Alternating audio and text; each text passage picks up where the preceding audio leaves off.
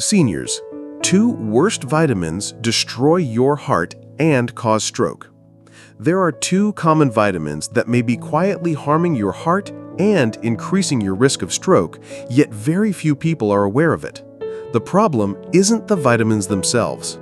They're not inherently bad.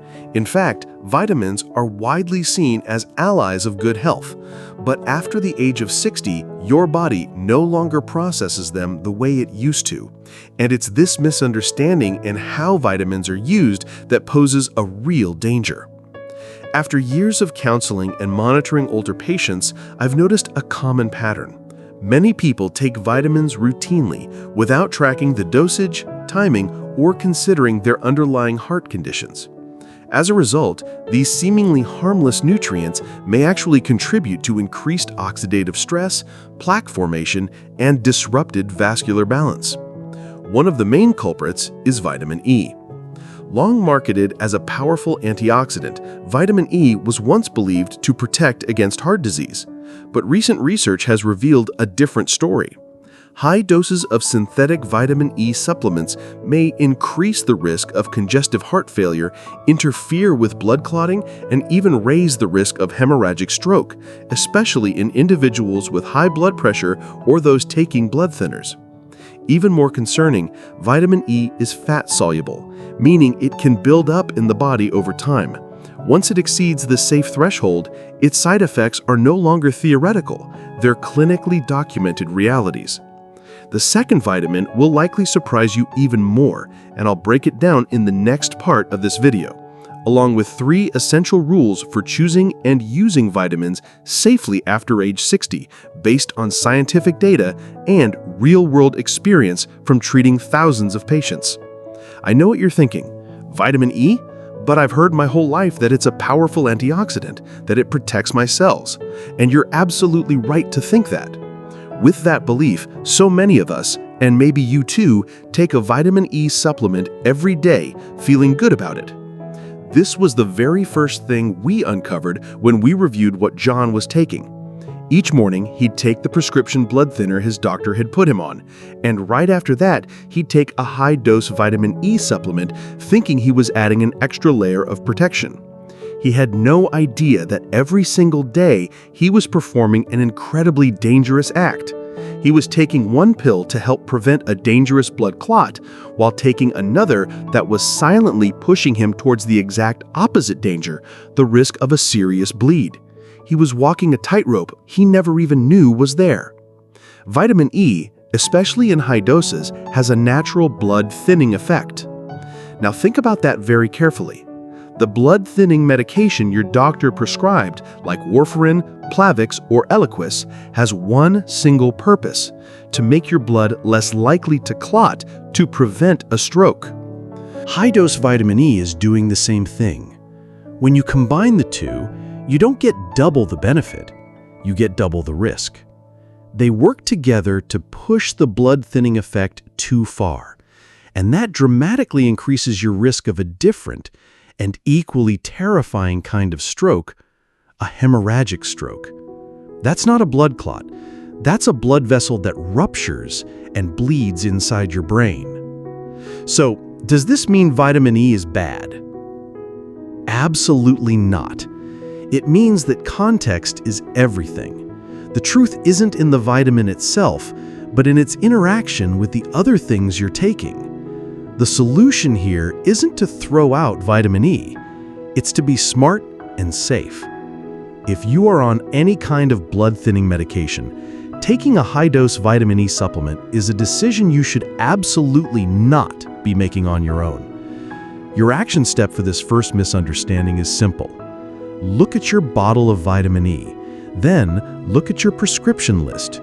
If you see both vitamin E and a blood thinner, your very next phone call should be to your doctor or your pharmacist to ask one simple question: Doctor, is this combination safe for me? And please, subscribe to the channel if you're finding this video helpful. All right, let's talk about the second major misunderstanding, and that's vitamin D. Your doctor has probably tested your vitamin D levels. You've likely been told that keeping your vitamin D in a good range is one of the most important things you can do for your bone health and your immune system. And that is absolutely correct advice. You listened. You've been diligently taking your vitamin D, maybe 2,000, 4,000, or even 5,000 IUs a day. You're doing exactly what you were told, and you feel confident that you're on the right track. This was John's exact situation. When we looked at his lab work, his vitamin D levels were excellent, right in the optimal range. He was doing everything right. But when we looked at his arterial scans, we saw a disturbing problem.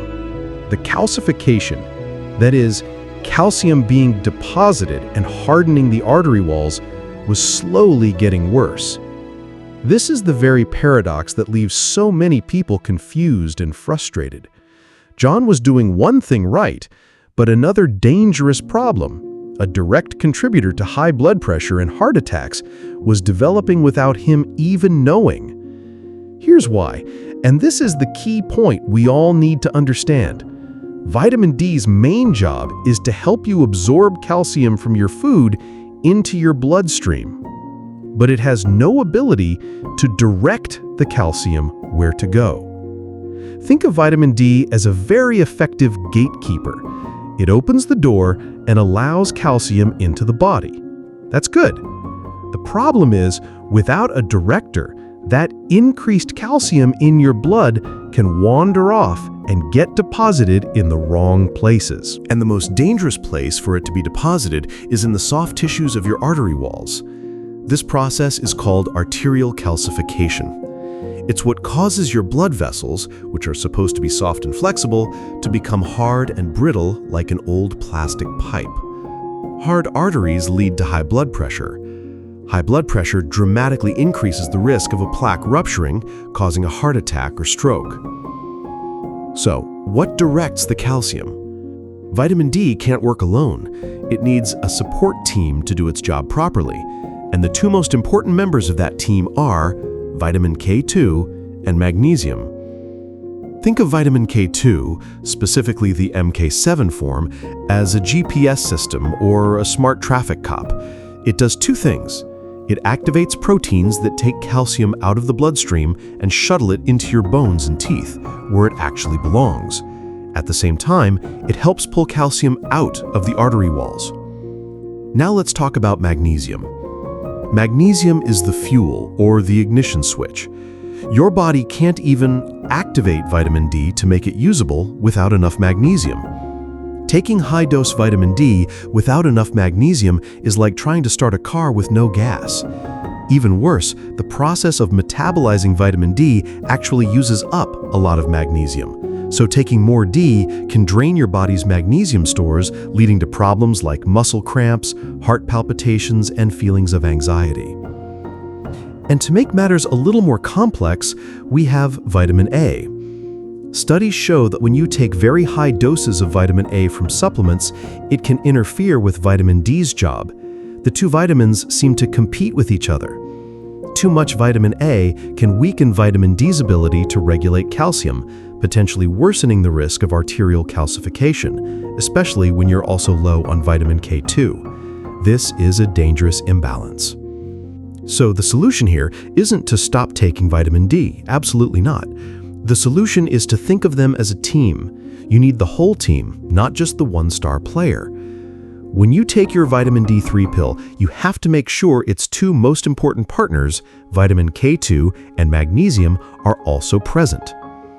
Many high-quality supplements now combine D3 and K2 together.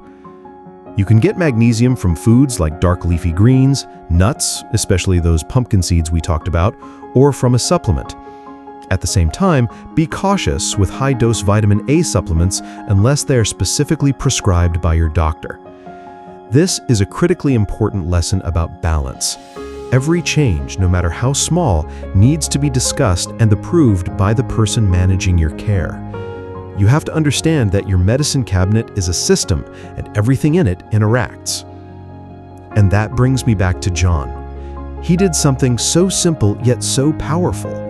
He gathered all of his pill bottles and supplements, put them in a bag, and brought them to our next appointment. We sat down together and we went through them one by one, like engineers reviewing a blueprint. We didn't just blindly throw things out. We adjusted, we rebalanced, we made sure that everything he was taking was working together, not against each other. A year later, he sent me a picture. It was him and his grandson, sitting on the floor, surrounded by the pieces of a model airplane. Underneath the picture, John wrote one short line. "Doctor, my hands don't tremble anymore. We built it together. Thank you for helping me clear up the chaos in my own medicine cabinet." That picture, it wasn't just about a model airplane. It was about a promise that was kept. So, your action step today isn't to change the world. It isn't even to buy a new product. Right now, I invite you to do one thing. Go to your medicine cabinet. Pick up each bottle of your vitamins and supplements. Read the labels. And ask yourself one simple question. Do I really know how this interacts with my other medications? If the answer is no, or I'm not sure, then your next step is clear. Make an appointment to talk to your doctor or your pharmacist. And keep watching our videos about the warning signs of a stroke and how you can prevent one right here on our channel. For your health.